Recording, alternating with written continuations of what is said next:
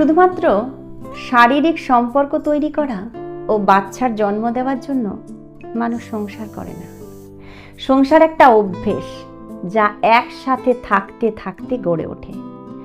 একে অপরের সাথে কথা বলতে বলতে, একে অপরকে সহ্য করতে করতে এই অভ্যেস গড়ে ওঠে। সংসার মানে হলো একসাথে থাকতে থাকতে একে অপরের গায়ের গন্ধটা আত্মস্থ করে নেওয়া। সংসার মানে হলো মানুষটা মুখের সামনে এসে দাঁড়ালেই মানুষটার মনের ভেতরে কি চলছে সেটা বুঝে ফেলা। সংসার মানে হলো বর অফিস থেকে ফিরলে এক গ্লাস জল রোজই মুখের সামনে তুলে ধরা।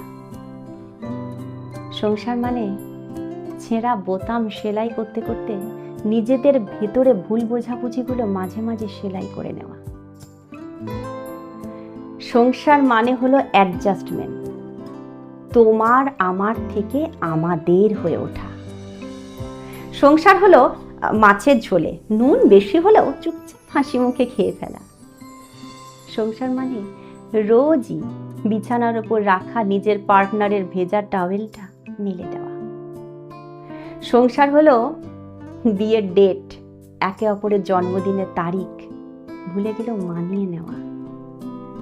সংসার মানে গাঢ় নীল রং, নিজের পছন্দ না হওয়া সত্ত্বেও পার্টনারের পছন্দ বলে একদিন নীল রঙের পাঞ্জাবিটা পরে ফেলা। আবার তেমনি শাড়ি পরতে একটুও ভালো না লাগলেও এক দুটো দিন নিজের পার্টনারের পছন্দকে গুরুত্ব দিয়ে একটা লাল টকটকে শাড়ি পরে পার্টনারের সামনে এসে দাঁড়ানো। সংসার হলো একটা প্রতিজ্ঞা, যার ভেতর মান, অভিমান, রাগ, ক্ষোভ, দুঃখ, ব্যথা সবই থাকবে, কিন্তু দিনের শেষে একে অপরের মুখের সামনে ভাতের থালা তুলে দেওয়ার প্রতিজ্ঞাটা একে অপরকেই করতে হবে। সংসার মানে হলো মাসের শেষে টাকা পয়সার হিসেব করতে করতে একটা দীর্ঘ নিঃশ্বাস ফেলে স্ত্রীকে জড়িয়ে ধরে বলা, আজ তোমার কোলে মাথা রেখে ঘুমোবো, আজ আমায় একটু ঘুম পাড়িয়ে দাও না।